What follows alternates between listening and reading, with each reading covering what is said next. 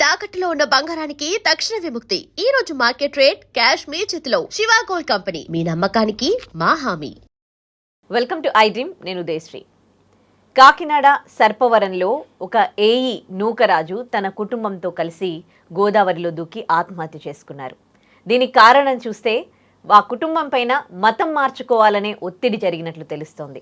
అది తట్టుకోలేక ఆయన భార్య, ఆయన కుమార్తె, మనవడు కూడా ఉన్నారు. వీళ్ళు నలుగురు కూడా గోదావరిలో దూకితే మత్స్యకారులకు మనవడు కార్తీక్ దొరికాడు. ప్రాణాలతో ఆ అబ్బాయి అయితే బయటపడ్డాడు. కానీ ముగ్గురు ప్రాణాలు మత మార్పిడి ప్రెషర్ వల్ల చనిపోవడం జరిగింది.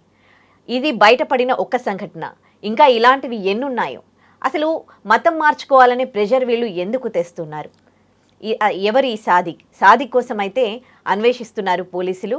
మరి ఇప్పుడు ఏంటి పరిస్థితి? ఇలాంటివి అప్పుడప్పుడు మనకి బయటపడుతూనే ఉన్నాయి, మత మార్పిడి ప్రెషర్స్. మరి హిందువులు ఏవైనా మాట్లాడితే మత విద్వేషాలు రెచ్చగొడుతూ ఉన్నారు అని చాలామంది మాట్లాడుతూ ఉంటారు. మరి ఇలాంటి సంఘటనలు జరిగినప్పుడు దీనికి ఎలాంటి సమాధానం చెప్తారు వాళ్ళు? ఇదే విషయంపై మనతో మాట్లాడడానికి మనతో ఉన్నారు విజయ బంగారు గారు, motivational speaker and language trainer. మాట్లాడదాం. నమస్తే. నమస్తే శ్రీ. చాలా చాలా దారుణం. ఒక ఏఈ స్థాయిలో ఉన్న వ్యక్తి, అంత పెద్ద వ్యక్తి, అంత ఎక్స్పీరియన్స్డ్, తన పైన మతం మార్చుకోవాలని ప్రెషర్ పెట్టినప్పుడు ఒక వ్యక్తి తను ఎందుకు పోలీసులకు కంప్లైంట్ ఇవ్వచ్చు కదా? ఇంత పిరికి తనంతో ఆత్మహత్య చేసుకోవడం ఏంటి? 4 ప్రాణాలు 3 ప్రాణాలు బలైపోయాయే ఒక మత మార్పిడి ప్రెషర్ వల్ల. అంటే ఎందుకు ఎక్స్పీరియన్స్ ఉన్నవాళ్ళు, తెలివితేటలు ఉన్నవాళ్ళు, చదువుకున్న వాళ్ళు కూడా కొన్ని థింగ్స్ని హ్యాండిల్ చేయలేకపోతున్నారు? నిజంగా ఈ సంఘటన అయితే చాలా బాధాకరం అండి. నేను కూడా చదివాను అది ఒక చోట ఎక్కడో. పాప 3 ప్రాణాలు పోయాయి. ఆ కుర్రోడు ఎందుకు బతికాడు అంటే అతడికి ఈత వచ్చు. సో యాక్చువల్గా దీని వెనక ఇంత దారుణమైన డెసిషన్ వాళ్ళు తీసుకోవడానికి వెనక కారణాలు ఏంటంటే, ఇతను ఏఈ పంచాయతీ రాజులో ఏఈగా పనిచేస్తున్నారు. అతను నెక్స్ట్ ఇయర్ రిటైర్ అయిపోతున్నాడు. అతనేం జూనియర్ కాదు, లోకం తెలియని మనిషి కాదు. అంటే ఏఈలు అంటే చాలా ఎక్స్పీరియన్స్ ఉంటుంది. వాళ్ళ కింద ఎంతోమంది ఏఈలు పనిచేస్తారు. అంటే అసిస్టెంట్ ఎగ్జిక్యూటివ్ ఇంజనీర్స్ వాళ్ళు పనిచేస్తారు, అసిస్టెంట్ ఇంజనీర్స్ పనిచేస్తారు, సూపర్వైజర్స్ ఉంటారు. ఎంతమందినో వీళ్ళు హ్యాండిల్ చేయాల్సి వస్తుంది. అంత మంచి ప్రొఫైల్ ఉన్న అతను ఒక బేలతనంతో తనకు జరిగిన అన్యాయాన్ని ఎవరికన్నా చెప్పుకుంటే, చెప్పాను కదా, దీని వెనక పరువు, అందరు మమ్మల్ని గురించి ఏమనుకుంటారో ఏమో అనే ఒక బాధతో ఎవరికి చెప్పుకోవాలో అర్థం కాక ఎవరితో అతను షేర్ చేసుకోలేదు. ఫస్ట్ ఆఫ్ ఆల్ ఇతను ఎంత అంటే వీళ్ళ హెల్ప్లెస్ కండిషన్ చూసి ఈ సాదిక్ అనే వ్యక్తి వీళ్ళ దగ్గర కావడం కంటే ఒక అడ్వాంటేజ్ తీసుకున్నాడు. ఎందుకని? వీళ్ళు ఎవరు లేరు, ప్లస్ వీళ్ళకు అంటే వీళ్ళ అబ్బాయి పాపం అంటే కొన్ని శాపగ్రస్త జీవితాలు ఉంటాయి ఉదయశ్రీ.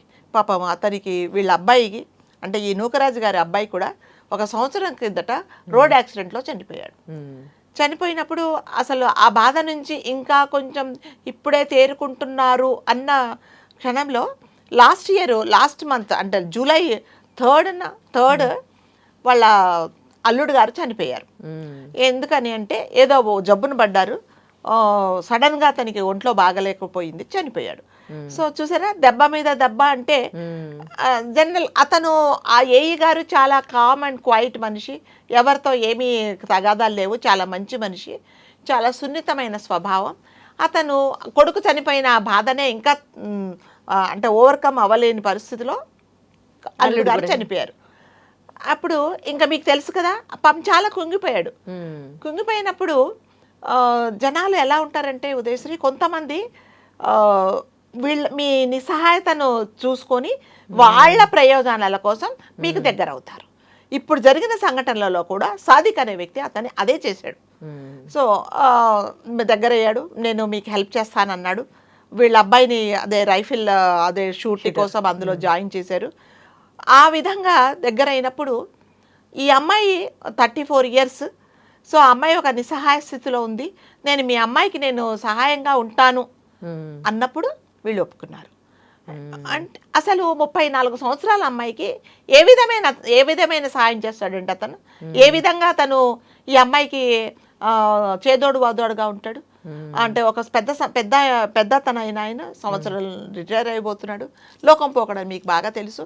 ఒక యువకుడు వచ్చేసి 34 సంవత్సరాల అమ్మాయికి నేను తోడుగా ఉంటాను అంటే ఫస్ట్ ఆఫ్ ఆల్ మీరు ఎందుకు అలౌ చేశారు? ఇప్పుడు ఒకవేళ మీరు అన్నట్టుగా ఇప్పుడు వీళ్ళకి నేను సాయంగా ఉంటానంటే కూడా మనం నమ్ముకోవచ్చు. ఎందుకంటే పెద్దవాళ్ళు రిటైర్ అయిపోతున్నాడు అతను కూడా. వీళ్ళిద్దరూ పాపం ఒక్కళ్ళుగా ఉంటారు. ఏదైనా నేను అప్పుడు ఏదైనా హెల్ప్ చేస్తాను అంటే మనం ఒప్పుకోవచ్చు. 34 సంవత్సరాల అమ్మాయికి ఏ విధంగా తను హెల్ప్ చేస్తాడండి? నేను అసిస్టెంట్గా ఉంటాను అని వచ్చాడట. ఏం అసిస్టెంట్ చేస్తావు నువ్వు అతని? సో అప్పుడైనా మీరు కొంచెం ఉండాలి, ఎందుకు వస్తున్నాడో ఏమో అని చెప్పేసి. చాలామంది ఏమంటారంటే వాళ్ళ హస్బెండ్ చనిపోయాడు కదా అందులో హెల్ప్ చేస్తాడంటే, కంప్లీట్గా వీళ్ళు హిందువులు, వాళ్ళు వేరే ఇది కదండి, వాళ్ళు మైనారిటీస్. ఏ విధంగా అంటే మన రిచువల్స్ ఏం తెలుసని అతను మీకు హెల్ప్ చేస్తాడు? అతను అంటే ఇప్పటికీ కూడా అల్లుడు చనిపోవడానికి, బాబు చనిపోవడానికి అంటే ఇవన్నీ అసలు ఇతను ఏంటంటే ఒక ప్రీ ప్లాన్డ్ గా వీళ్ళ లైఫ్ లోకి వచ్చాడు. అంటే ఏంటంటే వీళ్ళందరినీ నేను మతం మార్చాలి, మతం మార్పిడి అనేది చేయాలి హిందువులు వీళ్ళు అని చెప్పేసి. అంటే ఇప్పుడు అమ్మాయి డౌట్స్ రైజ్ చేశారు అనమాట. మా హస్బెండ్ చనిపోవడానికి కూడా ఇదనే కారణము. అంటే ప్రతిరోజు అంటే బాగా ఉన్న వ్యక్తి రోజు రోజుకు అతని ఆరోగ్యం క్షీణిస్తుంది అంటే మన we don't know how far it is correct. అంటే అంటిల్ అన్లెస్ అతన్ని ఎంక్వైరీ చేసేదాకా మనకు కూడా తెలీదు. మనం విన్న టాక్ ఏంటంటే ప్రతిరోజు పాయిజన్ ఇంజెక్షన్ ఇచ్చేవాడట అతను. ఇచ్చి లాస్ట్కు అతను చనిపోయే స్థితికి తీసుకొచ్చాడు. అట్లాగే వాళ్ళ అబ్బాయిని కూడా యాక్సిడెంట్ చేసి చంపించాడు అనేవి అలిగేషన్స్. అంటే అవి ప్రూవ్ అవుతాయి. అయితే ఎస్ మనం కరెక్ట్ అనాలి, లేకపోతే ఉన్నది మాత్రమే మనం చెప్పుకుంటున్నాము. ఇందులో అతను చేశాడని కానీ చేయలేదని కానీ మనం చెప్పట్లా. సో ఇప్పుడు ఏమైంది, వీళ్ళ అబ్బాయిని ఎవరైతే మనవడు ఉన్నాడో ప్రతిరోజు తీసుకెళ్ళి వచ్చేవాడు. ఆ చనువు ఎంతవరకు వచ్చింది ఉదయశ్రీ? వీళ్ళ ఆస్తిపాస్తులు ఇతని పేరు మీద రాయించుకొని, తర్వాత ఏదైతే బంగారం ఉందో అది కూడా అతను తీసుకొని ప్రతిరోజు ఈమెను కొట్టేవాడట. ఎవరిని? నూకరాజు గారిని, వాళ్ళ వైఫ్ని, ప్లస్ ఈ అమ్మాయిని. ఎందుకు కొడుతున్నాడు? మరి మీకు ఇంత బాధలు ఉంటే మీరు కంప్లైంట్ ఎందుకు ఇవ్వలేదు? అట్లీస్ట్ మీ వియ్యపురాలు వాళ్ళు ఉంటారు, అబ్బాయి వాళ్ళ నానమ్మ వాళ్ళు ఉంటారు, వాళ్ళకి ఎందుకు చెప్పుకోలేదు మీరు? ఈ అమ్మాయి భర్త చనిపోయినప్పుడు ఇక్కడే ఉంది కదా, మరి వాళ్ళ హెల్ప్ ఎంతవరకు ఉంది? కనీసం మీ కుటుంబ సభ్యులకు ఎందుకు చెప్పుకోలేదు? పోనీ రిలేటివ్స్ అంటే మీరు అన్నట్టుగా ఒకళ్ళ పరువులు మర్యాదలు అని అనుకుంటారేమో. మీ ఆఫీస్లో ఎందుకు నువ్వు షేర్ చేసుకోలేదు? ఇవన్నీ వదిలేసి నువ్వు ఒక పోలీస్ కంప్లైంట్ ఎందుకు ఇవ్వలేదు? అంటే వీటన్నిటికీ ఎందుకు భయపడ్డాడంటే, వీటన్నిటి కాన్సిక్వెన్స్ కంటే ఇలా చేసినట్టు అతనికి తెలిస్తే మమ్మల్ని చంపేస్తాడేమో అన్న భయంతో అతను పాపం ఈ డెసిషన్ తీసుకున్నాడు. అంటే చనిపోయే రోజు కూడా మార్నింగ్ ఇంటికి వచ్చి ముగ్గురిని విపరీతంగా కొట్టాడట. కొట్టేసి 2 రోజుల లోపల మీరు నాకు ఏ డెసిషన్ చెప్పాలి, కంపల్సరీగా మీరు మతం మారిపోవాలి, లేకపోతే మాత్రం మీ అంతు చూస్తానని చెప్పినప్పుడు ఇతనికి ఏం చేయాలో అర్థం కాక, ఎవరికి చెప్పుకోవాలో అర్థం కాక, ఎవరికి చెప్పుకోవడం ఇష్టం లేక రాజమండ్రి ప్రోగ్రాం వేసుకొని డ్రైవర్ను తీసుకెళ్ళి కార్లో అతనితోనే డ్రైవ్ చేయించి, అంటే వచ్చేటప్పుడు అక్కడ ఒక రోజు ఉన్నారట రాజమండ్రిలో. వచ్చేటప్పుడు ఆ డ్రైవర్ని దారిలో నువ్వు దిగి బస్సులో వెళ్ళిపోమని చెప్పేసి సడన్గా బ్రిడ్జ్ మీద కారు ఆపిన ఆ కుర్రాడికి ఏం తెలియదండి. మేబీ ఒకవేళ ముగ్గురు పెద్దవాళ్ళు డిస్కస్ చేసుకొని ఉండొచ్చు. కూతురిని, అమ్మ ఇంక మనం ఏం చేయలేము, నీకేమో భర్త లేడు, నేనేమో రిటైర్ అవ్వబోతున్నాను, అమ్మ నేను పెద్దవాళ్ళం అయిపోయాము, మరి నీకే దిక్కు లేదు, మరి అతని నుంచి మనం కాపాడుకోవాలంటే మన ప్రాణాలు తీసుకోవాల్సిందే. ఒకవేళ మన ముగ్గురం చనిపోయిన తర్వాత మరి వీడిని ఎవరు చూస్తారు? అమ్మ నీ కొడుకును నా మనవడిని ఎవరు చూస్తారు? కాబట్టి మనం చనిపోదాము అని అనుకున్నప్పుడు జనరల్గా ఫ్యామిలీలో ఎలా ఉంటాయంటే ఉదయశ్రీ, ఎవరైనా కుటుంబ పరంగా అందరు కలిసి చనిపోవాలన్నప్పుడు అందరూ ఒక మాట మీద నిలబడాలి కదా. నీకు ప్రాబ్లమ్స్ అండి, మనం ఫేస్ చేసుకుందామని ఎవరు ఎదురు తిరిగే వాళ్ళు కూడా ఉంటారు. అలా ఎదురు తిరిగే పాపం ముగ్గురిది ఒకటే మెంటాలిటీ ఉన్నట్టున్నారు. సో ముగ్గురు డెసిషన్ తీసుకున్నప్పుడు ఆ బ్రిడ్జ్ మీద ఆగినప్పుడు అతను నూకరాజు గారు వాళ్ళ భార్య చేయి పట్టుకొని దూకేశాడు. ఈ అమ్మాయి ఏం చేసిందంటే వాళ్ళ అబ్బాయి మన కొడుకు చేయి పట్టుకున్నప్పుడు, అమ్మ వద్దమ్మా, ఎందుకమ్మా చనిపోతున్నాం, వద్దు రా మనం వెనక్కి వెళ్ళిపోదామని లాగినప్పుడు ఈడ వినకుండా కొంచెం పెద్ద అమ్మాయి కదా, తన్ని పట్టుకొని లాగేసినప్పుడు ఆమె దూకింది. ఇతను ఒక రాడుకు పట్టుకొని అతను ఇలా హ్యాంగ్ అయ్యాడు. హ్యాంగ్ అయ్యి చాలాసేపు ఉన్నాడు.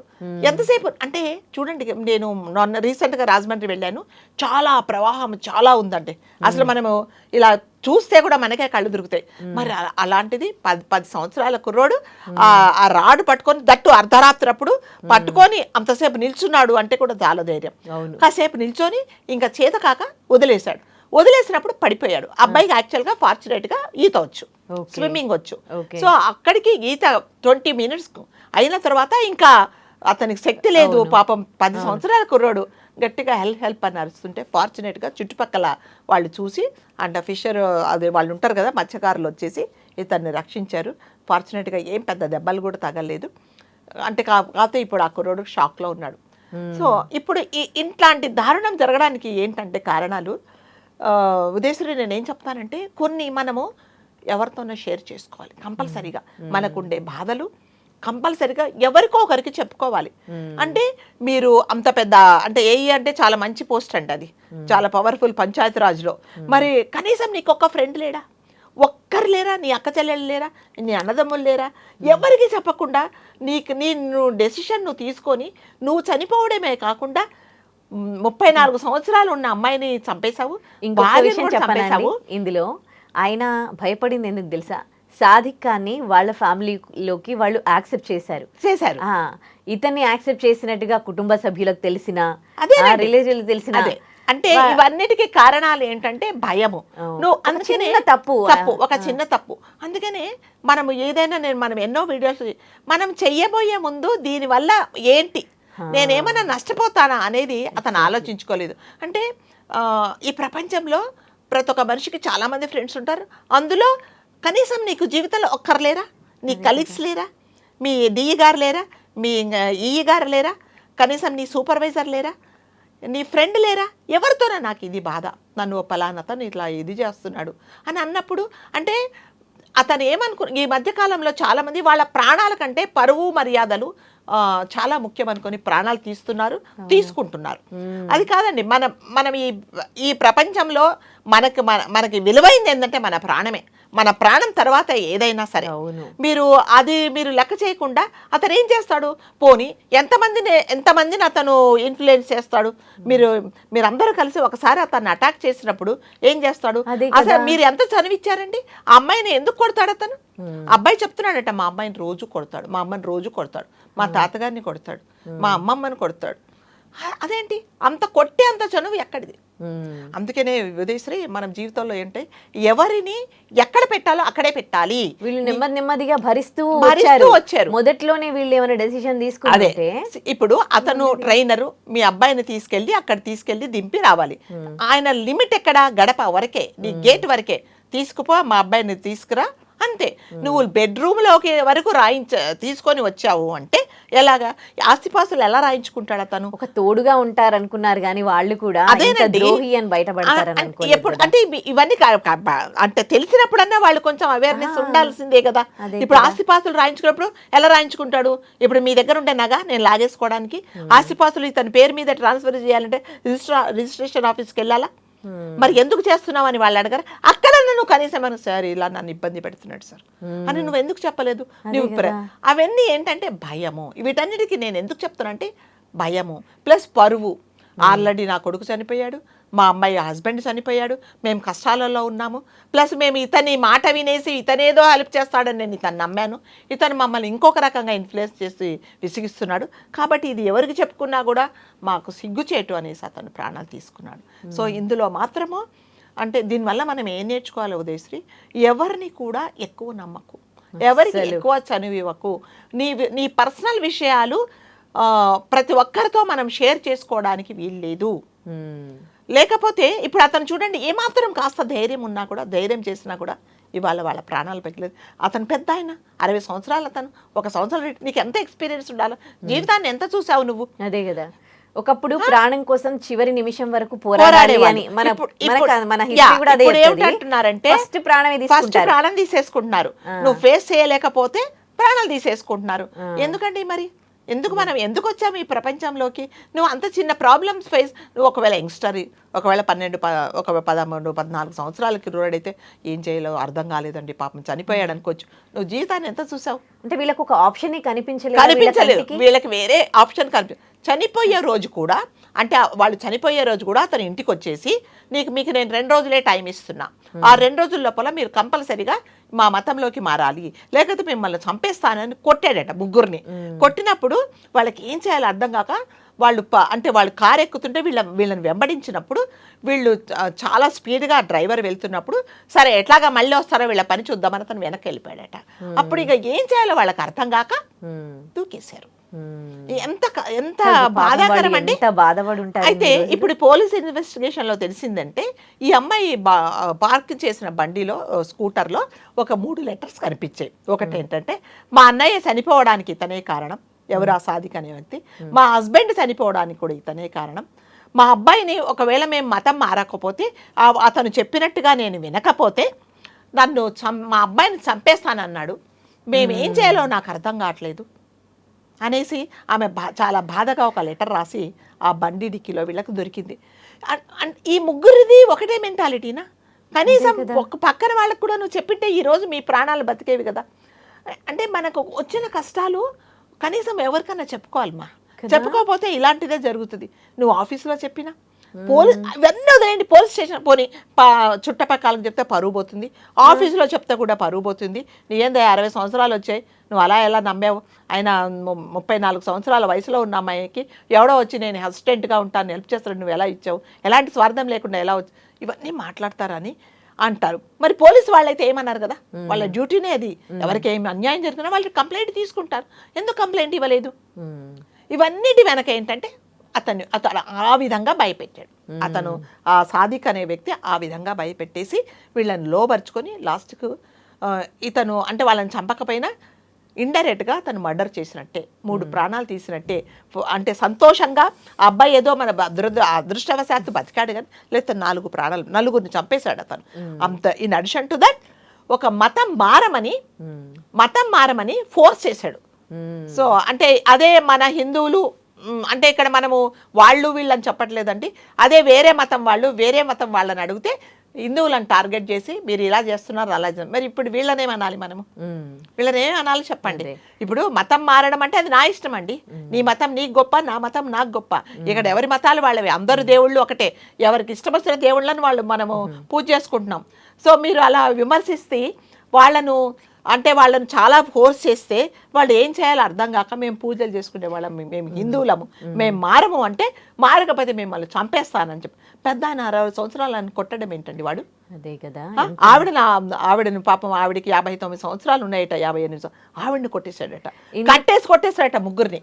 పాపం ఇందుకోసమనే అంటే ఏవైనా అవేర్నెస్ పరంగా ఏవైనా హిందువులు మాట్లాడినా కానీ అంటే కొంతమంది సోకాళ్ళు హిందువులే వచ్చి మాట్లాడుతూ ఉంటారనమాట, మత విద్వేషాలు రెచ్చగొడుతూ ఉంటారు. ఇలాంటి సంఘటనలు జరుగుతున్నాయి కాబట్టి మరి ఇప్పుడు ఈ సోకాళ్ళు హిందువులే మరి మాట్లాడొచ్చు కదా, మాట్లాడతారు. ఇలాంటి ఇన్సిడెంట్స్ వాళ్ళు మాట్లాడగా మనం ఎప్పుడు చూడలేదు. ఇప్పుడు మీకు ఎవిడెన్స్ కదండి, చిన్న కుర్రోడు అతను పాపం ప్రాణాలతో బయటకన్నా అబ్బాయి హాస్పిటల్ బెడ్ మీద చెప్తున్నాడు, మా అమ్మను మా నాన్నమ్మను మా తాతయ్య గారిని ప్రతిరోజు కొడుతున్నాడు, నన్ను చంపేశానన్నాడు, మా అమ్మను ప్రతిరోజు కొడతాడు అని చెప్పి. మరి అదే కదా స్టేట్మెంట్, అంతకంటే ఎవరు ఇస్తారు ఎవిడెన్స్? మీరు నేనైతే చెప్పట్లేదు కదా, మతం అదే కదా.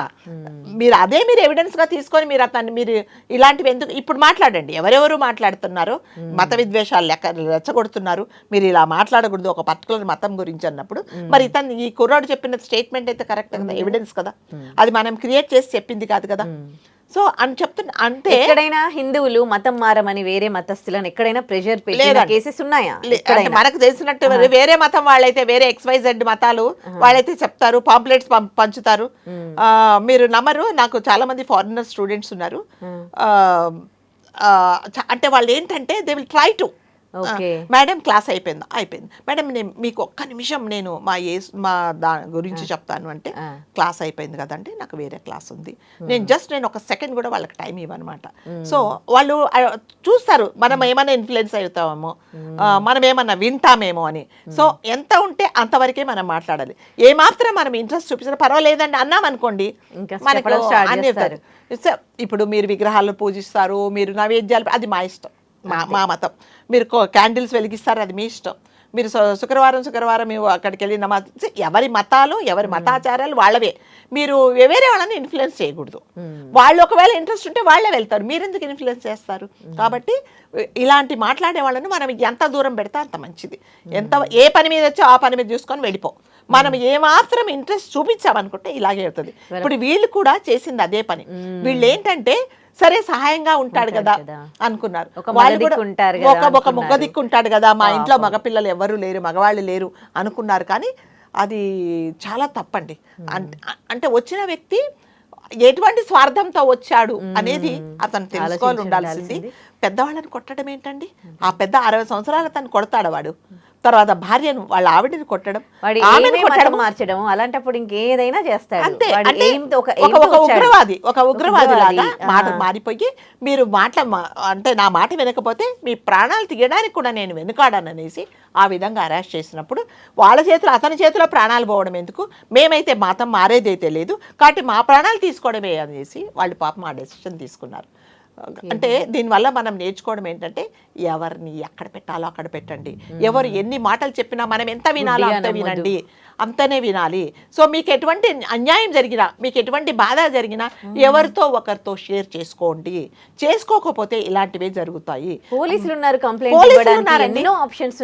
మీకు చుట్టుపక్కల వాళ్ళకి చెప్పినా, మీ మీ వియ్యపుల వాళ్ళకి చెప్పినా, ఒకవేళ ఆఫీసులో చెప్పినా మీ పరువు పోతుంది. మీ కంప్లైంట్ ఇస్తే ఏం పరుగు పోతుందండి? ప్రతిరోజు వస్తున్నాడు అతను, మీరు సార్ రేపు వస్తాడు సార్, నేను ఉంటాను, మీరు రండి సార్ ఒకసారి అంటే వాళ్ళే వచ్చేవాళ్ళు కదా. సమాజం ఏమనుకుంటుందో ఏం మాట్లాడుతుందో అని భయం చెప్తారు. సమాజాన్ని గురించి అస్సలు పట్టించుకోకండి. సమాజం ఎవరండి? మనం కంఫర్టబుల్గా ఉండాలి, మన హ్యాపీనెస్. నేను బాధపడితే నేను సమాజం కోసం ఎందుకు ఆలోచించాలి? నాకు సమాజం అవసరం. రేపు పొద్దున ఇప్పుడు 3 ప్రాణాలు పోయాయి, సమాజం వచ్చిందా? సమాజం ఏం చేస్తుంది? అయ్యో పాపం అంటుంది. ఈ సమాజానికి ఏంటంటే ప్రతిరోజు అప్డేట్స్ వస్తూనే ఉంటాయి. ఈ సొసైటీకి మన గురించి మాట్లాడే టైం లేదు ఉదయశ్రీ. ఈ రోజే మాట్లాడతారు దీని గురించి, రేపు ఇంకో కొత్త టాపిక్ వస్తుంది, కొత్తగా దాని విషయం గురించి మాట్లాడతారు. కాబట్టి మనం భయపడుతూ ఉంటే ఇంకా మనం భయపడతారు. మనకు జరిగిన అన్యాయాన్ని కనీసం పోలీసు వాళ్ళకి చెప్పండి. పోలీసు వాళ్ళ దగ్గరికి వెళ్తే వాళ్ళేం చేయరు కదా. ప్రతిరోజు వచ్చి కొడుతున్నప్పుడు సార్ రేపు రండి సార్, రేపు ఇదే టైంకి వస్తాడు, మమ్మల్ని బాధ పెడతాడు అన్నప్పుడు ఒక కానిస్టేబుల్ అన్న వచ్చేవాడు కదా. అంటే వీటన్నిటికంటే ముందు ఇతను పరువు గురించి మనం ఆలోచించాలి. ఆలోచించే వాళ్ళు ప్రాణాలు ఇలాగే పోతాయి. పరువు కంటే మీ ప్రాణం ముఖ్యం. పరువు మర్యాదలు అనంటే మనం బతుకుంటే కదండి పరువు మర్యాద. ఇప్పుడు పోయారు, ఇప్పుడు మీరు మీ గురించి అందరు అనుకోవట్లేదా? ఈ పెద్ద ఆయనకి ఏంటి బుద్ధి లేదా, ఈ మతం మారడం అంటే అలాంటి మాకు ఎందుకు చెప్పాలి? వాళ్ళ అక్క పాపం ఆవిడ చెప్తుంది. నేను మొన్న కూడా శనివారం రోజు కూడా మాట్లాడానండి, ఆయనకు స్టంట్ వేయాలి, నెక్స్ట్ వీక్ వేయించుకుంటాను అక్క అని చెప్పాడు. మాకు ఏమీ చెప్పడండి, మాకేమి చెప్పడు, మాకు అసలు వాళ్ళ ఇళ్లలో ఏం జరుగుతుందో కూడా మాకు తెలియదు అని చెప్తున్నాడు అనమాట. కాబట్టి మనకుండేది కనీసము మనం ఎవరికైనా చెప్పుకోవాలండి, ఒకరికో ఇద్దరికో. మన జీవితంలో ఒక్కరికైనా చెప్పుకోవాలి మన బాధలు. లేకపోతే అలా మీరు అర్ధాంతరంగా చనిపోయారు, ఇప్పుడు ఎవరికి తోచింది వాళ్ళు అనుకుంటున్నారు, అసలు జరిగింది ఏంటో తెలియదు. కాబట్టి ఎప్పుడైనా సరే ఏదన్నా మనకు జరిగిన మనకు ఉన్న కష్టాన్ని మనం ఎవరికైనా ఒక్కరికి చెప్పుకుంటే చాలా మంచిదండి. ఇప్పుడు 34 సంవత్సరాల అమ్మాయికి ఏ విధంగా తను అసిస్టెంట్గా చేస్తాడని, మీరు అంటే సహాయకుడుగా ఉంటాను, మీ అమ్మాయికి నేను చేదోడు వాదోడుగా ఉంటాను అని వచ్చినప్పుడు నువ్వెలా నమ్ముతావు? ఆమె పనులు ఆమె చేసుకోలేదా? ఆమె పెద్ద ఆమె 40-50 సంవత్సరాలు ఆవిడకి ఈయన హెల్ప్ చేయాలా? తోడుగా ఉంటారనుకున్నారు కానీ చివరికి ప్రాణాలు తీసుకోవాల్సి వస్తుందని వాళ్ళు కూడా. అతను కూడా వచ్చిన వాడు కూడా ఏదో ఒక దాంతోనే వచ్చాడు. కాబట్టి మనం అందరం డిమాండ్ చేసి, we are demanding, we are not requesting. ఎవరైతే అతను ఉన్నాడో ఎవిడెన్స్లన్నీ ఉన్నాయి కాబట్టి కంపల్సరిగా ఇలా 3 ప్రాణాలు పోవడానికి కారణమైన వ్యక్తిని తప్పనిసరిగా కఠినంగా శిక్షించాలని మనం కోరుకుందాం. Right, thank you.